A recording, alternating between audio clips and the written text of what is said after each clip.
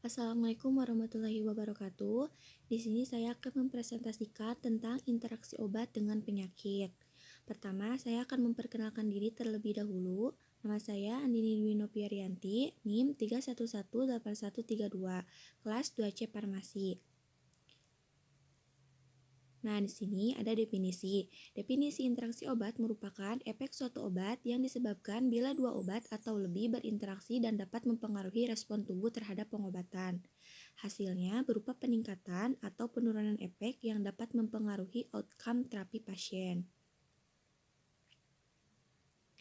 Nah, apa interaksi obat itu? Takaran obat resep harus tinggi untuk menyerang penyakit yang bersangkutan, tetapi cukup rendah agar terhindar munculnya efek samping yang berat.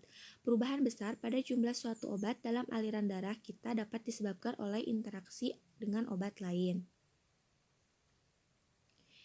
Obat akan menemukan jalan menuju situs aksi di tempat mereka berada di dalam tubuh. Sebaliknya, akan terjadi di sepanjang jalannya.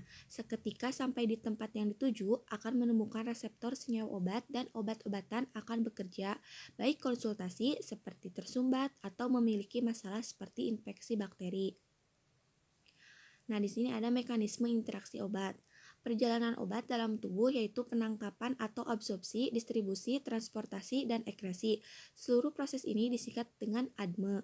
Interaksi obat dapat dibagi menjadi 3, yaitu yang pertama interaksi farmasetik, yaitu interaksi terjadi antara dua obat yang diberikan dalam reaksi langsung terjadi.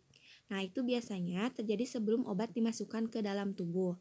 Interaksi farmakokinetik yaitu interaksi yang terjadi ketika obat mempengaruhi ADME obat lain, sehingga mengurangi atau meningkatkan efek farmakologis. Interaksi yang ketiga yaitu interaksi farmakodinamik adalah interaksi antara obat yang memiliki efek farmakologis, antagonis, atau efek yang lainnya. Nah, di sini juga ada interaksi obat dengan penyakit. Interaksi obat dengan penyakit adalah penggunaan obat tertentu dapat memperburuk atau penyakit lain yang diderita. Misalnya, obat antiinflamasi non-steroid (OINS) bisa menambahkan keluhan penderita gangguan lambung.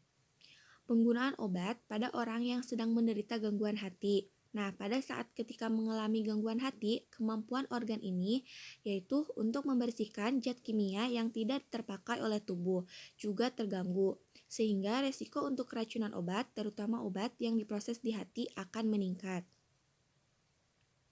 Interaksi obat dengan penyakit. Nah, obat sejatinya memiliki fungsi untuk menyembuhkan penyakit. Namun, pada orang yang memiliki beberapa penyakit, pemilihan obat harus lebih diperhatikan agar tidak terjadi interaksi. Pada tipe interaksi ini, ada obat-obat yang dikontraindikasikan pada penyakit tertentu yang diderita oleh si pasien. Di sini juga ada contoh interaksi obat dengan penyakit, yaitu yang pertama, pada wanita hamil terutama pada trimester pertama, jangan diberikan obat golongan benzodiazepin dan barbiturat. Oleh karena obat yang akan menyebabkan teratogenik yang berupa pokomelia, dan juga pada pemberian obat NSAID pada pasien yang riwayat tukak lambung.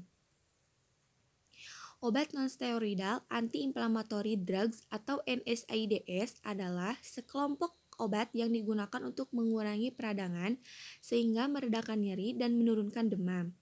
NSAIDs sering dikonsumsi untuk mengatasi sakit kepala, nyeri menstruasi, keseleo, atau nyeri sendi. Nah, di sini ada dua tipe NSAID utama. Pertama, non-selektif dan yang kedua adalah selektif. Istilah non-selektif dan selektif pada kemampuan NSAID untuk kesulitan jenis enzim COX khusus.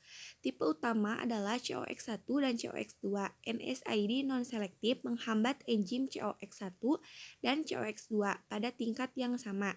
NSAID selektif lebih banyak menggantikan COX2 atau banyak ditemukan di situs peradangan dibandingkan COX1, jenis yang lebih banyak ditemukan di lambung, trombosit darah, dan pembuluh darah.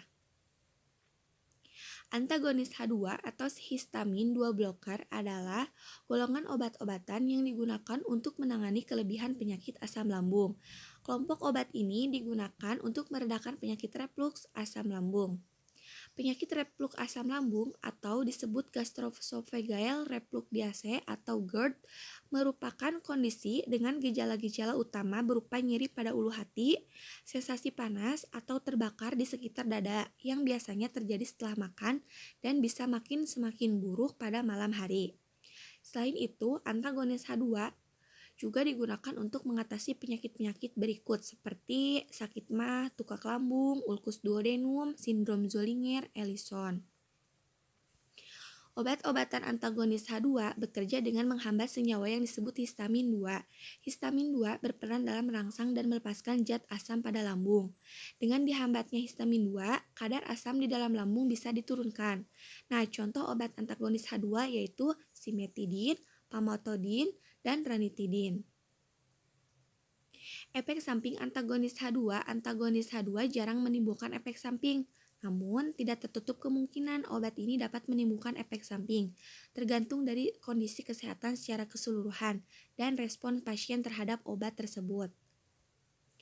Nah, saya di sini mempunyai contoh obat lain. Saya mengambil satu antasida. Mekanisme kerjanya menetralkan atau mendapat asam yang disekresikan oleh lambung. Contohnya aluminium, magnesium, kalsium karbonat, dan natrium bikarbonat. Nah, sekian presentasi dari saya. Mohon maaf bila ada kesalahan. Wabillahi taufiq wal hidayah. Wassalamualaikum warahmatullahi wabarakatuh.